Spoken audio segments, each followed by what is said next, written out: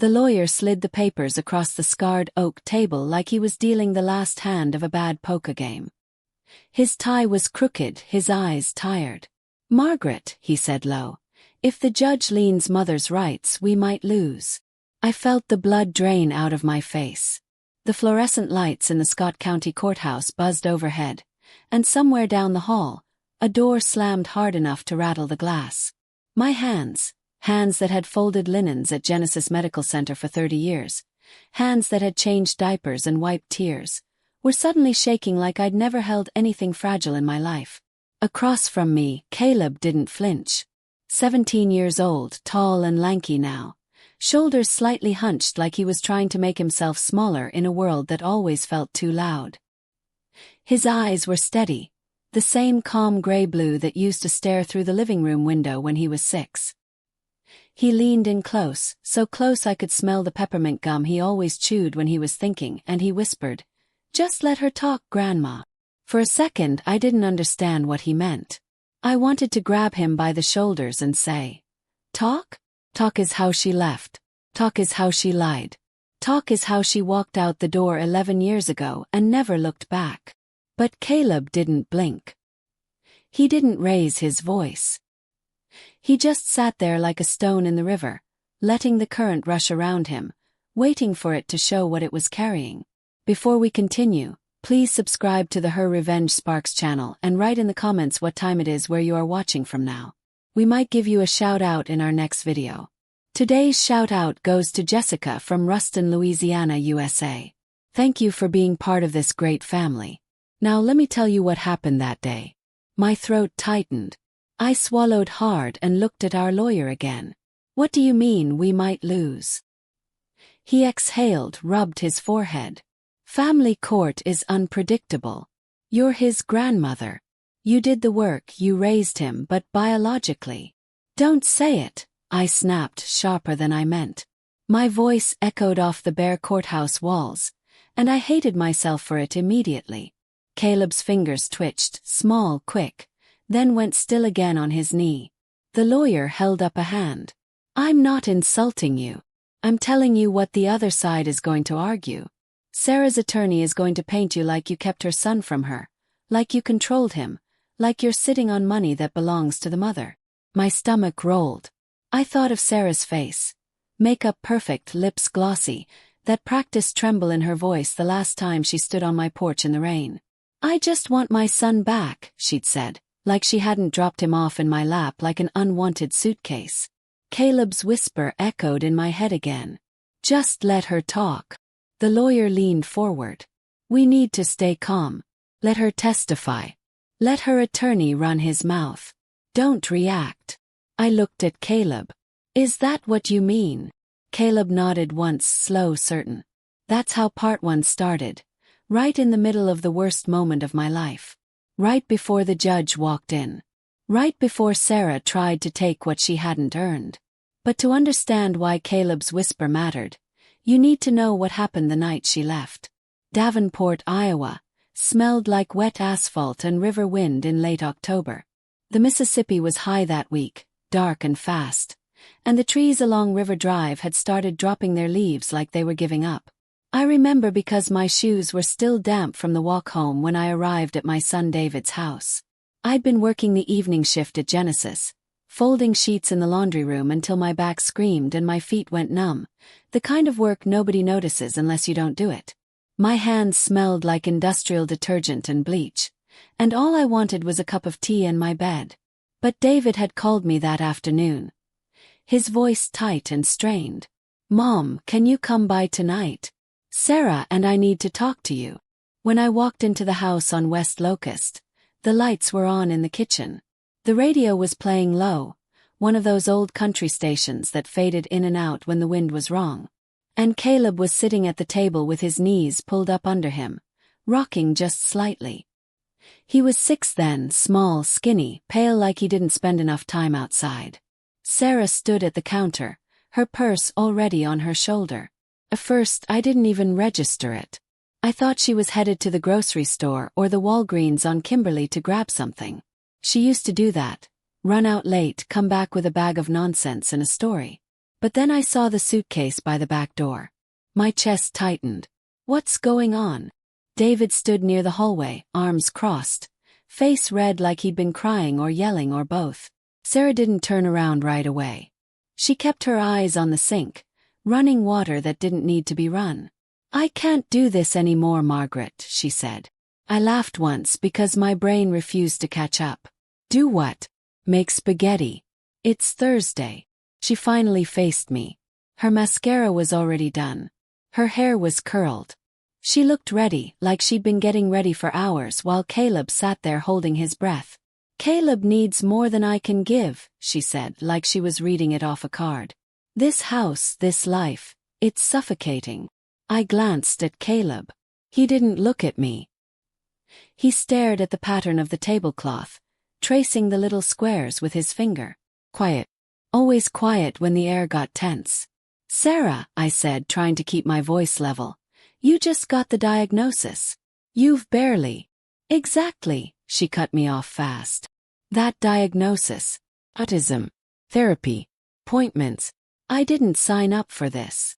I felt like somebody had punched me in the throat. You didn't sign up for your son. Her jaw clenched. Don't do that. David stepped forward, his voice breaking. Sarah, please. We can figure this out. I can't, she said, her voice rising. I'm still young. I'm not going to spend the rest of my life in doctors' offices and school meetings. I followed her eyes and saw headlights in the alley behind our fence. Car idling. My stomach turned cold. You're leaving, I said. Right now. Sarah's voice hardened. I'm going to live my life. I'm not going to be trapped anymore. Trapped? David's voice cracked. He's your son. Caleb rocked a little faster. His breathing changed, shorter, quicker. I could see his fingers curling into the edge of the tablecloth like he was trying to anchor himself. I forced my voice softer. Buddy, I said. It's okay. Sarah grabbed her suitcase handle. He'll be fine with you too. With us. I repeated, stunned. Sarah, David works 60 hours a week. You're good at this stuff, she snapped. You're patient. You're you. I stared at her. All the little arguments I'd witnessed over the years suddenly lined up like dominoes. Her disappearing at odd hours. The new perfume. The way she'd started saying, I deserve more. Then she said, I'm sorry. I'll call, she added quickly, like that made it better. When things settle. I knew in that moment she wouldn't. Sarah, David said, his voice breaking completely now.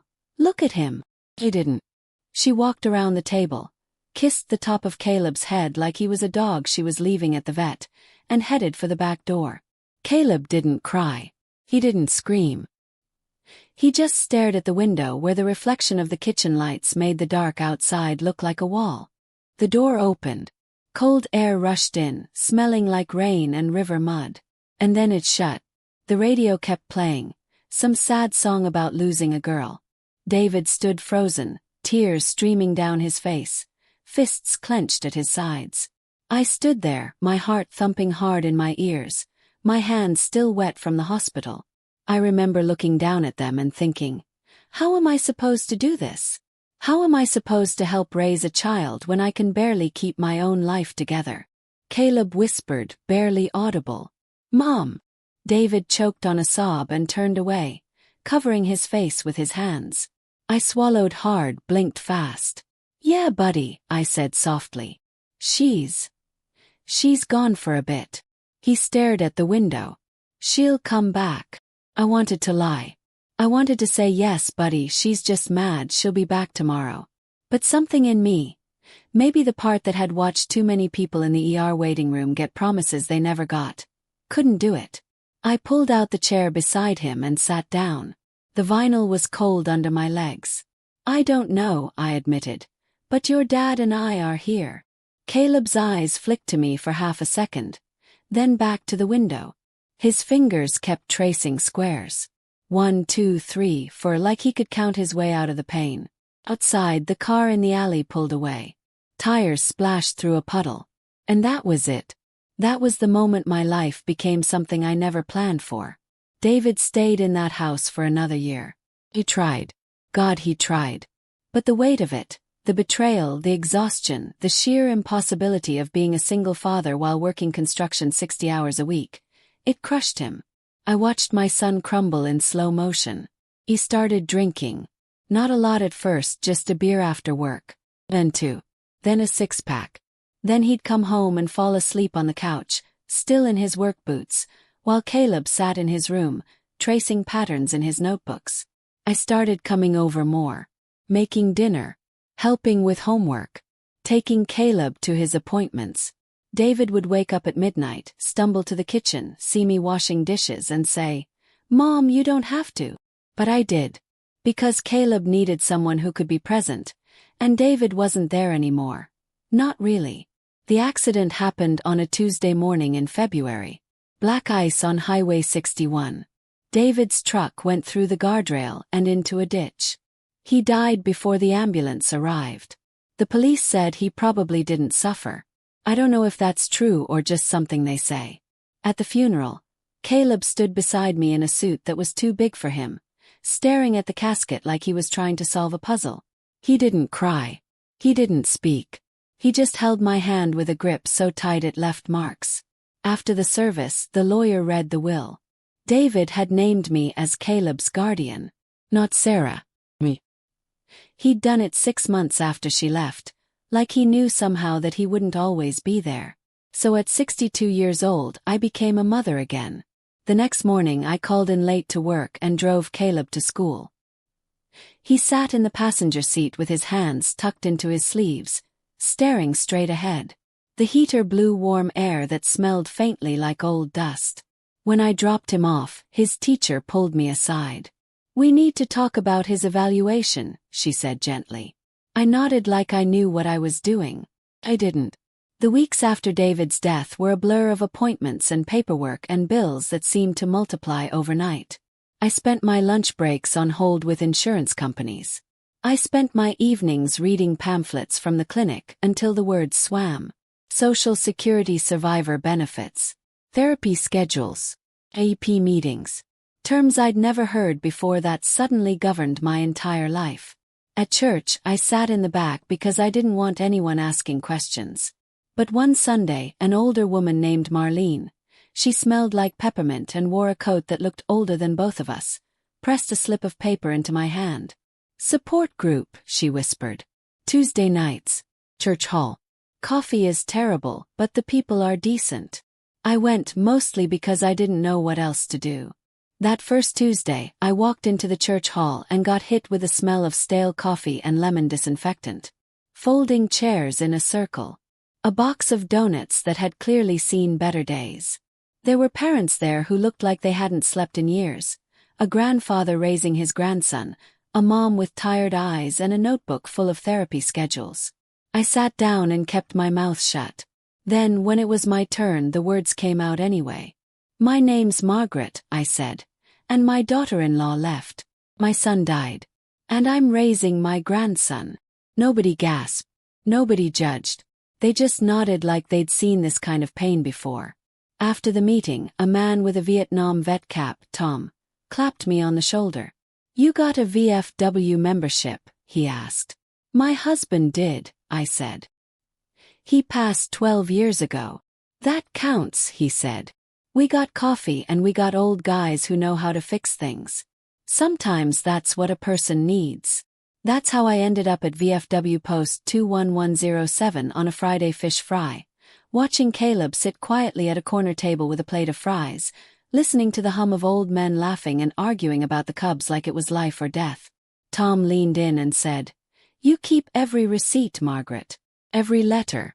Every dang thing. Trust me." I didn't understand why then, but I listened. Because when your world falls apart, you start grabbing whatever advice feels solid. And that's what I did for the next 11 years. I stayed. I learned Caleb's rhythms. The way he needed his socks folded just so. The way loud grocery stores made his shoulders tighten. The way he could calm down if we sat in the truck for 5 minutes and listened to the engine idle. I learned to talk to him without crowding him. Learned to give him space without letting him drift away. And slowly he started to grow. Not into the kind of kid who cracks jokes at the dinner table or throws a baseball in the yard, but into a kid who noticed everything. A kid who remembered dates and patterns. A kid who, when I thought I was drowning, quietly started building a raft out of details. I didn't see it at the time. All I saw was my own exhaustion, my own fear, my own anger that never fully left. I was 73 years old, working part-time at the hospital because Social Security wasn't enough, raising a teenager who needed more than I sometimes felt I could give. And when Caleb turned 17 and his little computer project suddenly became worth $3.7 million, that anger came back in a different form. Because money doesn't just buy comfort, it buys attention. And the kind of people who abandoned you. They have a way of smelling attention like blood in the water. So when Sarah showed up again, this time in the rain with a lawyer and a smile that didn't reach her eyes, my first instinct wasn't revenge. It was panic. And now, sitting in that courthouse room with the buzzing lights and the scarred table, hearing our lawyer say, "We might lose," I realized something that made my stomach drop even harder. I had stayed for 11 years.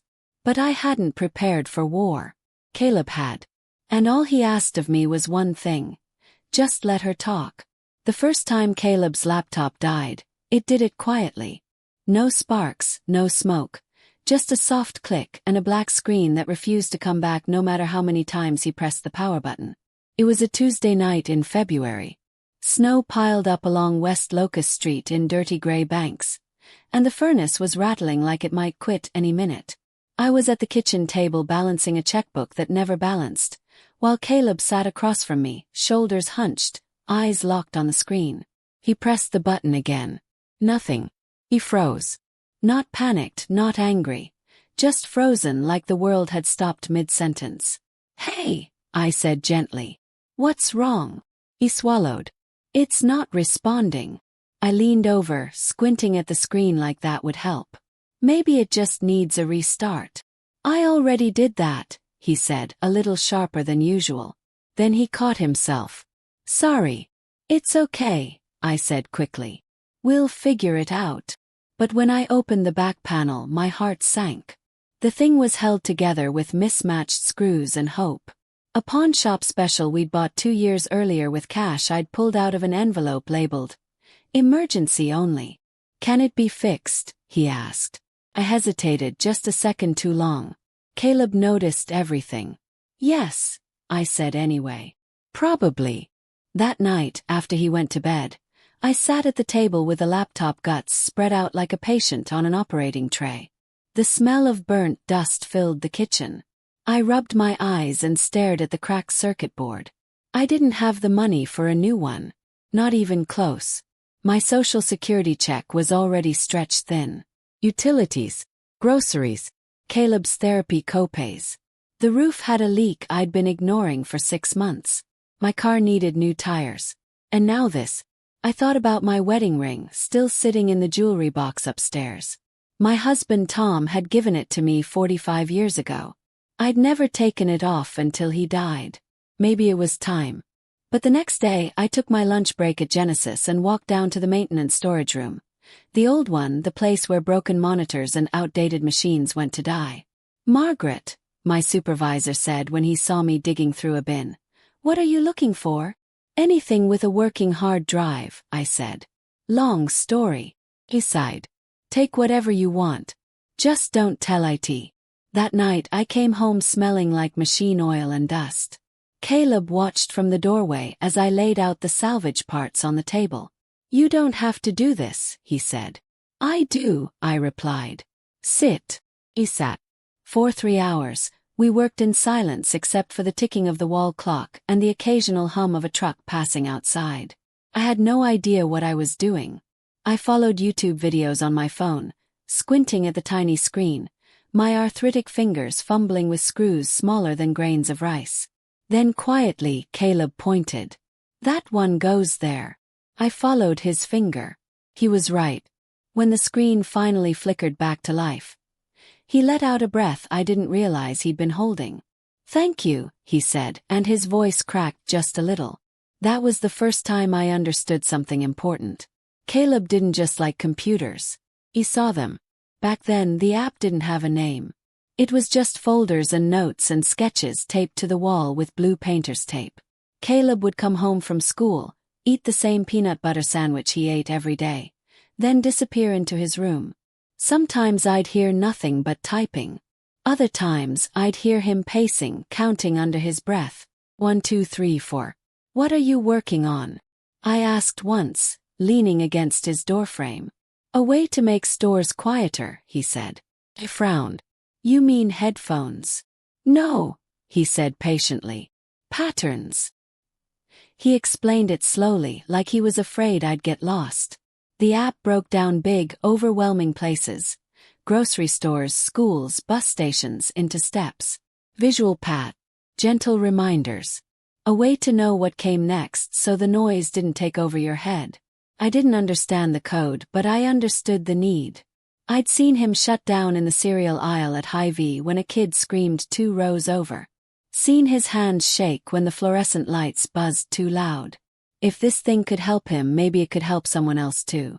The first time he tried to show it to anyone outside the house was at the Davenport Public Library. A small community tech night. Folding tables, coffee in foam cups. Half the people there looked like they'd wandered in by mistake. Caleb stood behind the table, eyes glued to the floor. "You want me to talk?" Yes. He shook his head. "I can." He cleared his throat. "This is, a scheduling and navigation tool for people with sensory processing issues." The laptop froze halfway through the demo. I felt my stomach drop. Caleb stared at the screen, breathing fast. His fingers fluttered, then stopped. He closed the laptop slowly. "I'm sorry," he said. "It didn't." "That's okay," a woman said kindly.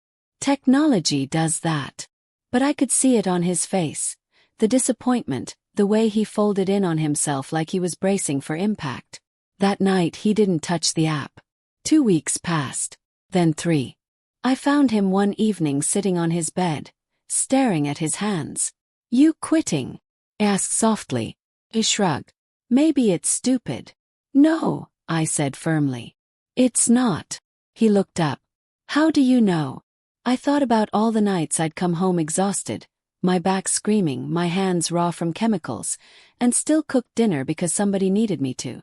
I thought about staying when leaving would have been easier.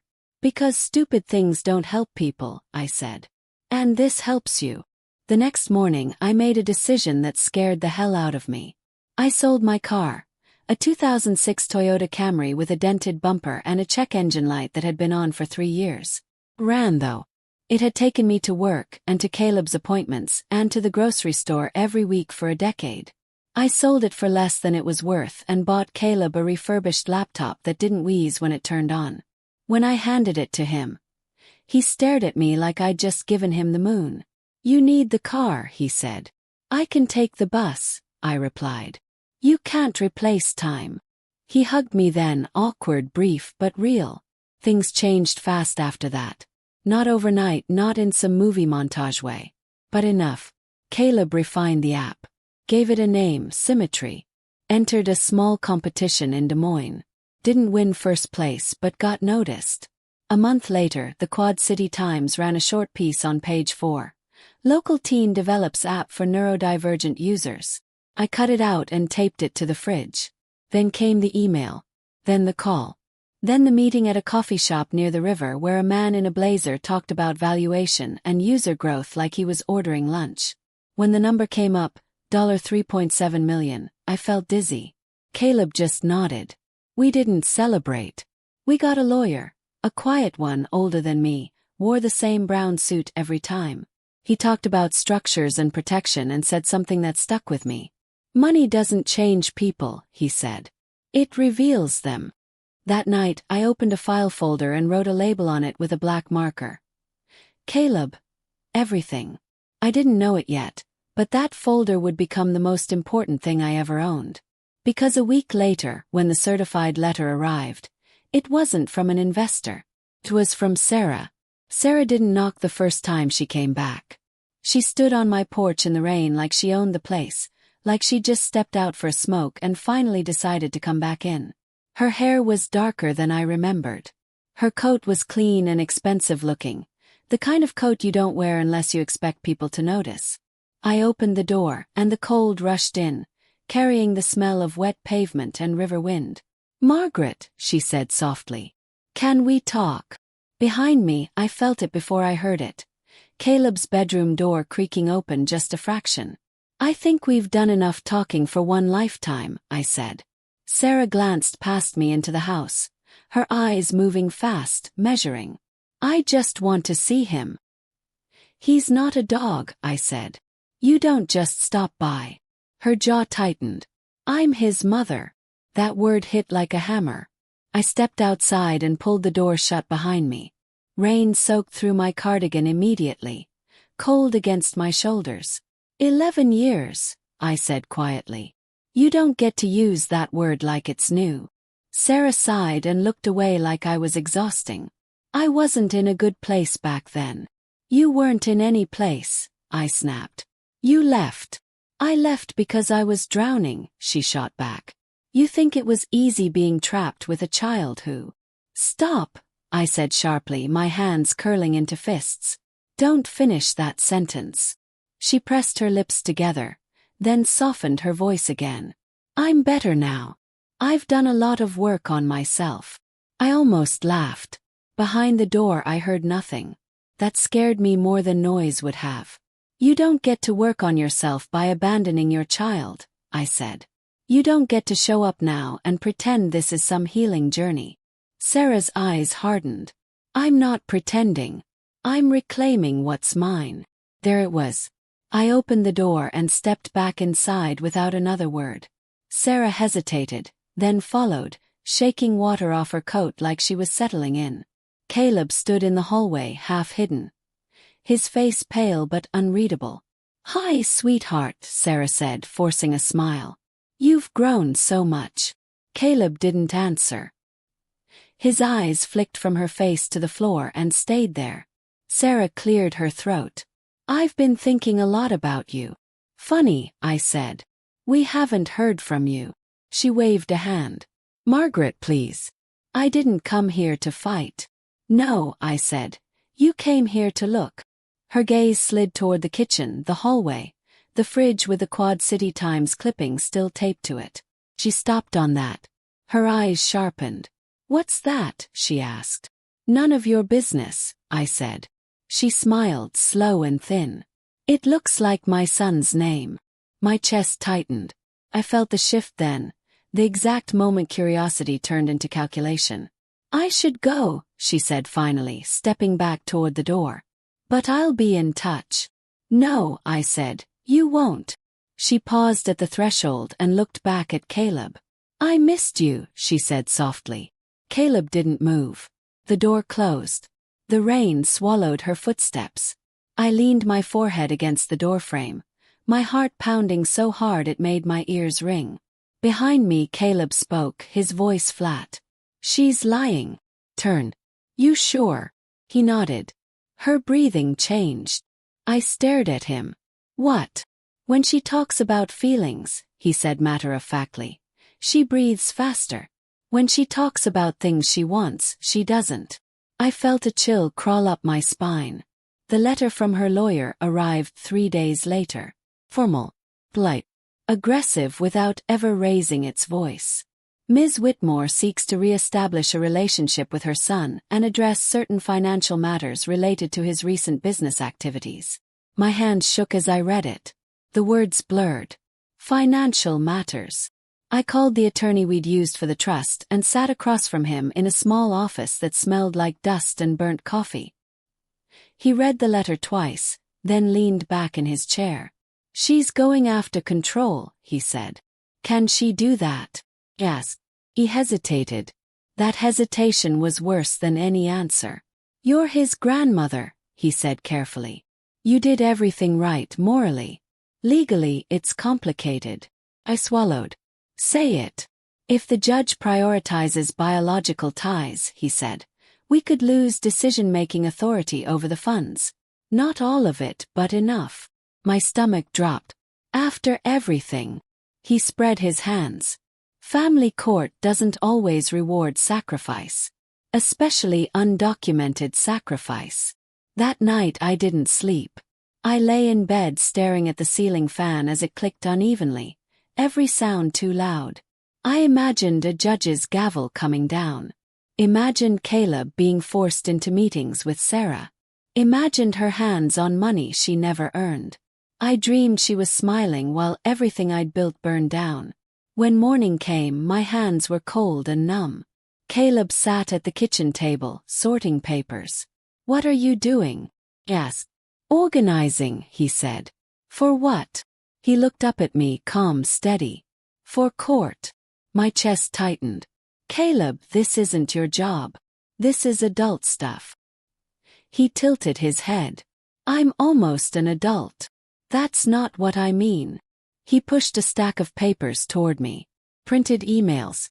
Voicemails transcribed. "Did you keep all this?" I asked. "Yes." "Why?" He paused, choosing his words carefully. "Because she said once, 'Don't call me again unless there's money.'" My breath caught. "When?" "6 years ago," he said. I remembered. I'd been in the room when he'd tried to call her on his birthday. She'd answered, irritated, rushed. He'd asked if she was coming to visit. She'd said she was busy. He'd asked when she might come. And she'd said those exact words.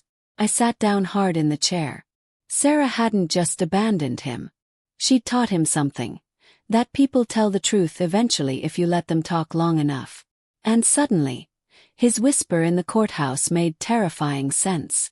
I didn't want to believe that my 17-year-old grandson had been preparing for this longer than I had. It bruised my pride in a way I didn't expect. We sat at the kitchen table that night, the same table where Sarah had once packed her suitcase and walked out like she was late for a flight. The overhead light flickered, something I kept meaning to fix. And a stack of folders sat between us. Manila. Labeled in Caleb's precise handwriting. Places. "This one," he said, sliding a folder toward me, "is emails." Opened it. Printed messages, single-spaced, highlighted in yellow. Some were short. Some were cruel in their efficiency. "I can't handle this right now. Please stop contacting me. You chose this, Margaret." My chest tightened. I didn't remember half of them. Not because they hadn't happened, but because I'd shoved them so far down I'd almost convinced myself Sarah had simply vanished.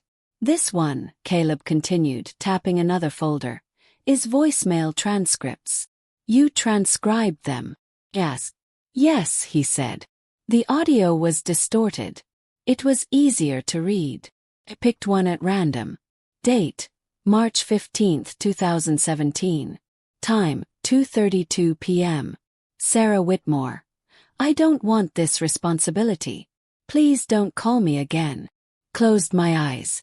All those years, I thought I was protecting Caleb by not reminding him, by not letting him hear her voice.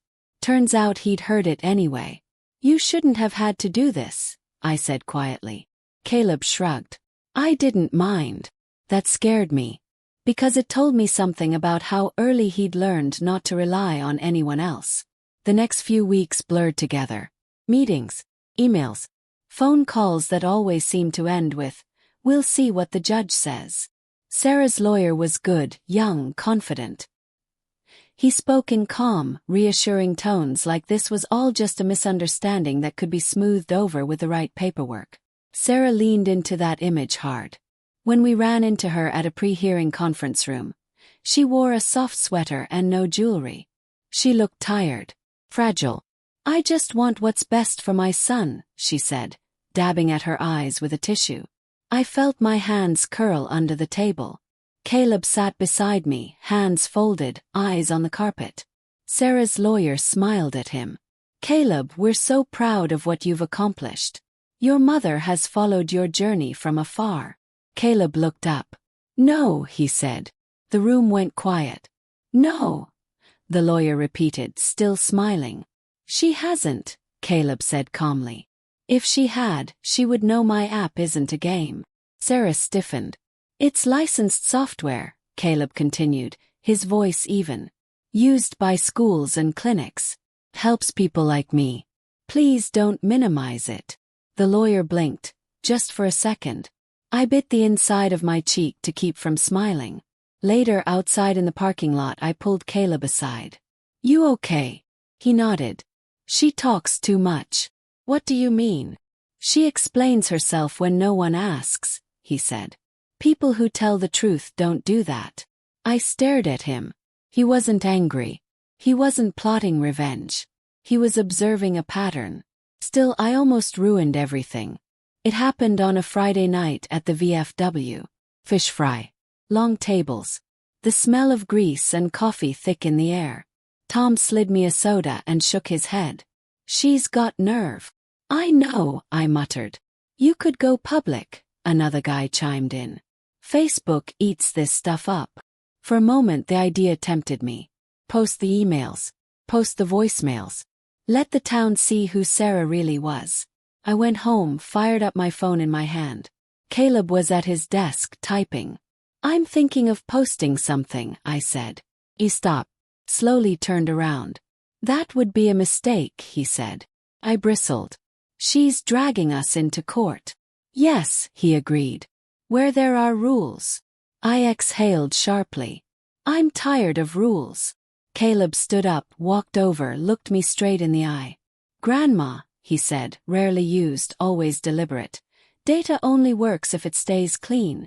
The word grandma hit harder than anything Sarah's lawyer had said. I lowered the phone. That night, I lay awake listening to the river wind rattle the windows, realizing how close I'd come to letting anger burn down the very case that might save us.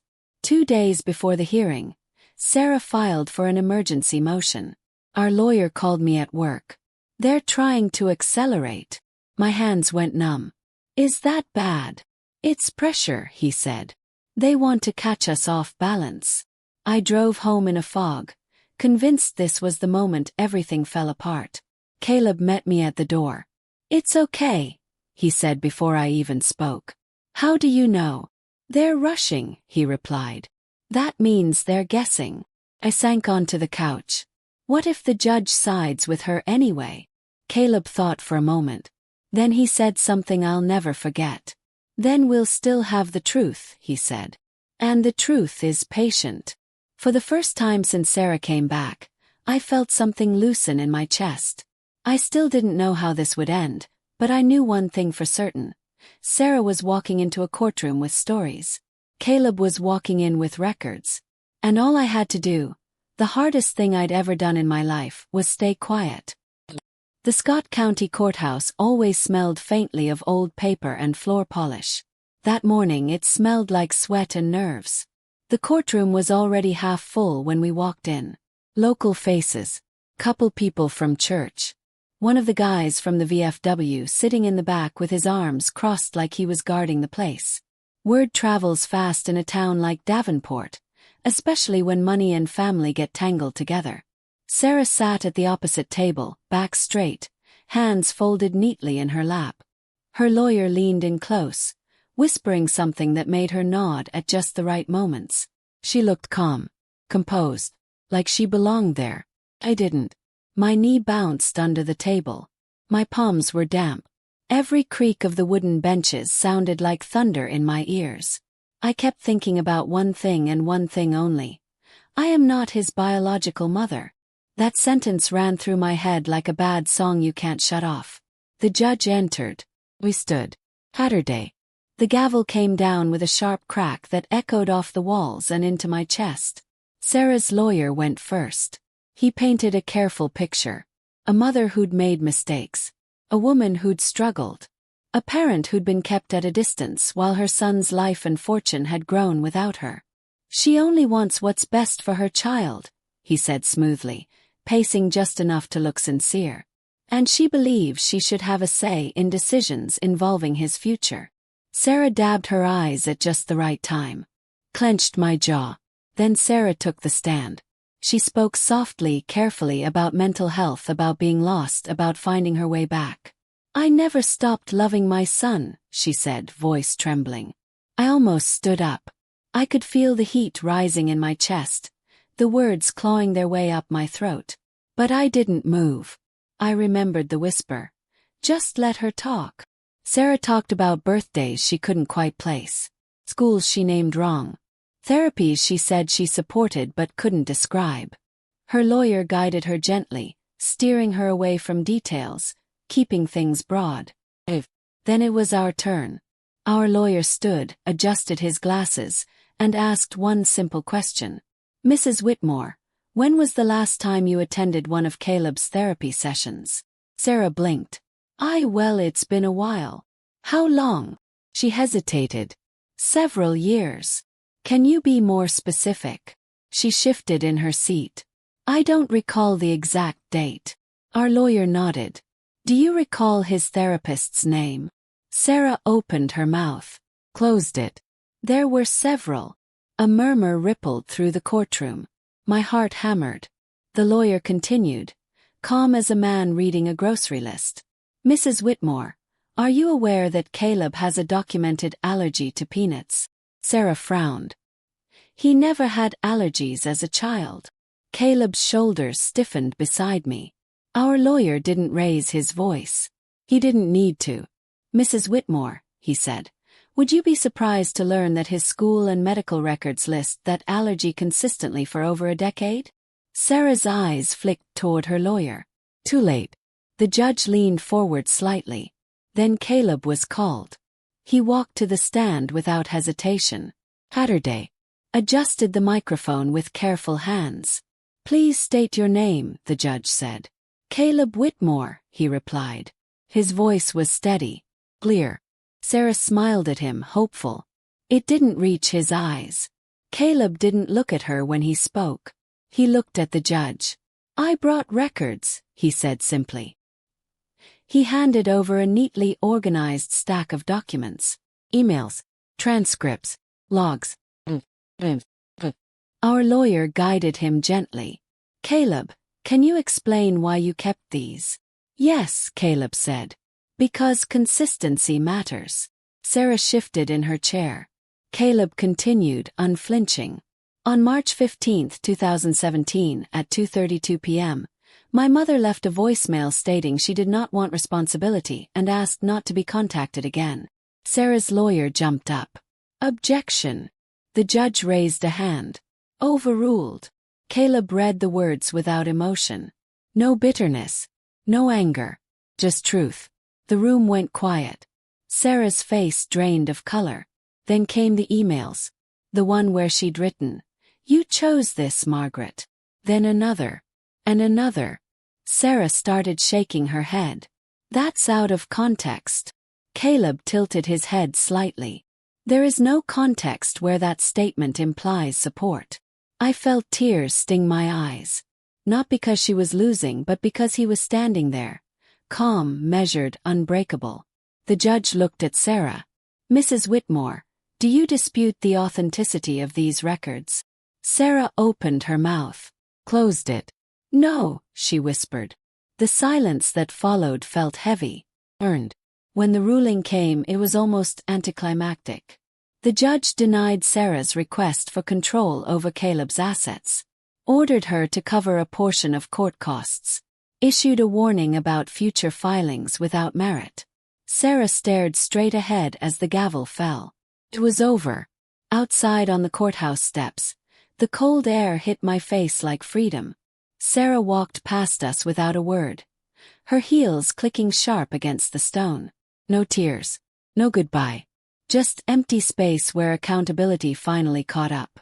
Caleb turned to me. Are you okay? He asked. I nodded, my throat tight. Yeah. Meant it. For the first time in a long time, I really meant it. The Mississippi was low that spring, wide and calm, sliding past Davenport like it had all the time in the world. A week after the ruling, Caleb and I walked the river path just after sunrise.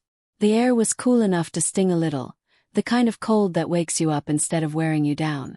I carried 2 cups of coffee from the Casey's on River Drive. Mine black, his with too much cream. We didn't talk much at first. That's how it's always been with us. Silence wasn't something to be afraid of. It was a place we both knew how to stand.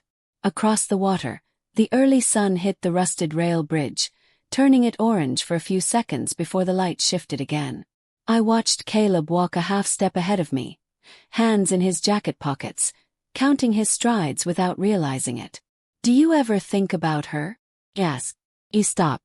Not abruptly, just paused like he was considering a question that deserved an honest answer. "Yes," he said, "but not the way I used to." "How's that?"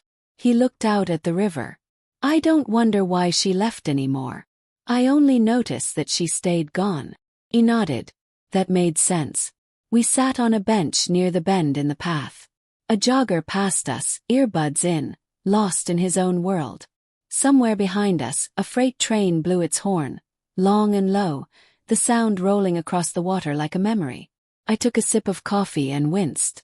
Burnt. Too hot. Casey's coffee never changed. "I keep thinking," I said, "about all the times I almost messed this up." Caleb glanced at me. "You didn't." "I almost did," I said. "Posting things. Yelling. Trying to fight her the loud way." He thought about that. "You were angry." "I was scared," I corrected. "There's a difference." He nodded once. "Anger is loud. Fear is busy." I smiled despite myself. "You should write fortune cookies." A corner of his mouth twitched. With Caleb, that counted as a grin.